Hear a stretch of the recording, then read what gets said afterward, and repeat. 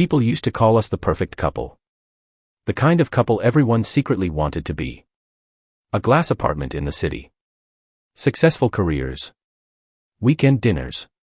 Matching calendars. Shared playlists. Shared dreams. From the outside, we looked untouchable. But perfection is dangerous. Because sometimes the most beautiful lives are built on the deepest lies. And the night I found out the truth, everything I thought I knew about love collapsed. My name is Maya. 3 years ago, I lived on the 14th floor of a luxury apartment overlooking the city skyline. Every night the windows reflected thousands of lights. It felt like we were living above the world. Leo and I had been together for 5 years. We were young. Ambitious. The kind of couple people posted about. We had a shared Spotify playlist filled with songs from road trips and late-night drives. A synced calendar. His meetings. My meetings. Dinner reservations. Gym schedules. Everything planned. Everything polished. To our friends, we were the gold standard. Stable. Beautiful. Successful. Untouchable. At least. That's what everyone believed. It never begins with something obvious. No dramatic lipstick on a collar. No perfume that doesn't belong. It starts smaller. A phone placed face down. A smile that disappears too quickly. A silence that feels different. Leo started changing. His phone was suddenly always in his hand. Always locked. Always turned away from me. One evening I reached for it to check the time. He took it back too fast. Too defensive. Security update, he said. He had changed the password. That was the moment something shifted inside me. Because trust doesn't break loudly. It cracks quietly. And once you hear it, you can't unhear it.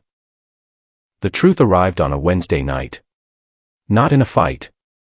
Not in a confession. In a notification. The shared iPad lit up on the kitchen counter.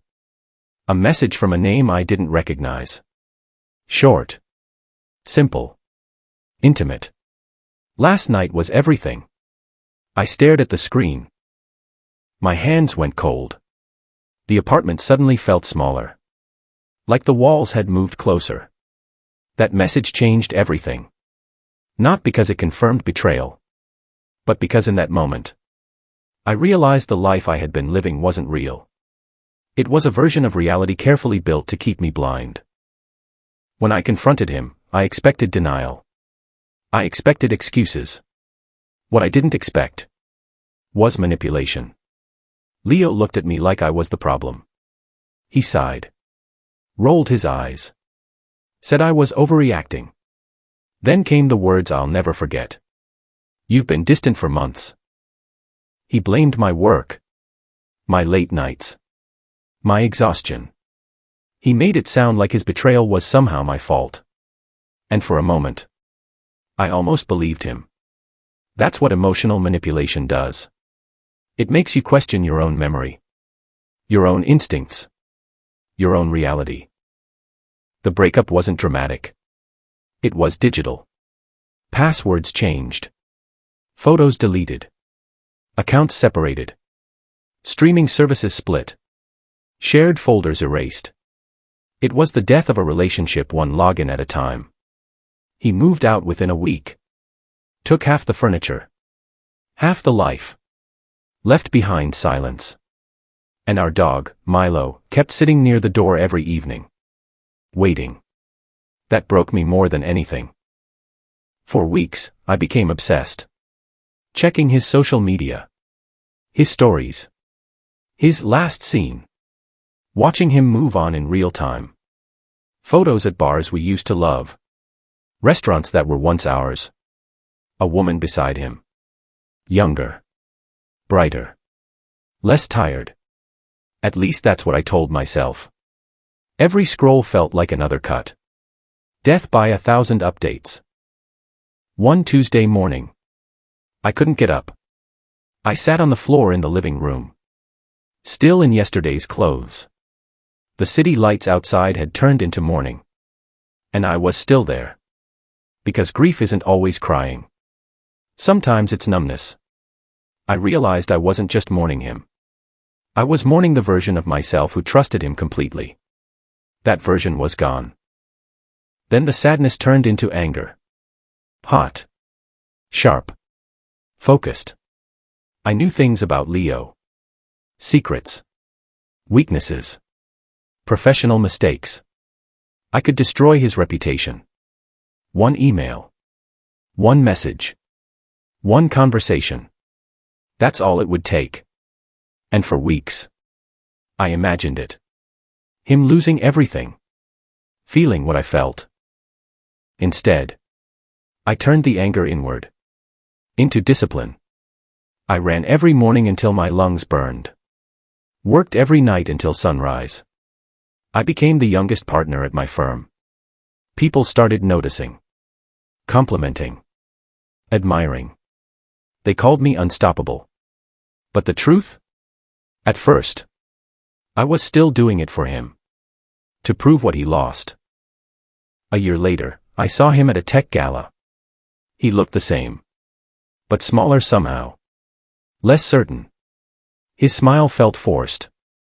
His life looked chaotic. And when he saw me, I watched regret flash across his face. He realized something in that moment.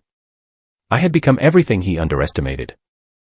That night, I had the chance. An email draft open on my phone. Information that could ruin his career. A single send.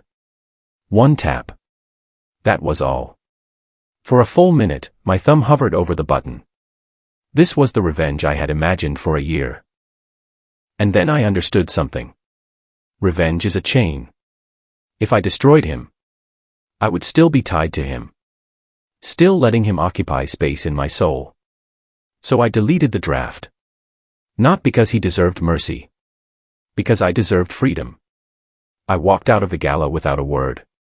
And for the first time, I felt light. That night, I stood alone on my balcony. The same city lights below. But I was no longer the same woman. Leo wasn't my soulmate. He was the fire. The betrayal burned away everything fragile. What remained was stronger. Clearer. Unbreakable. The greatest revenge wasn't destroying him. It was no longer caring. Betrayal is cruel.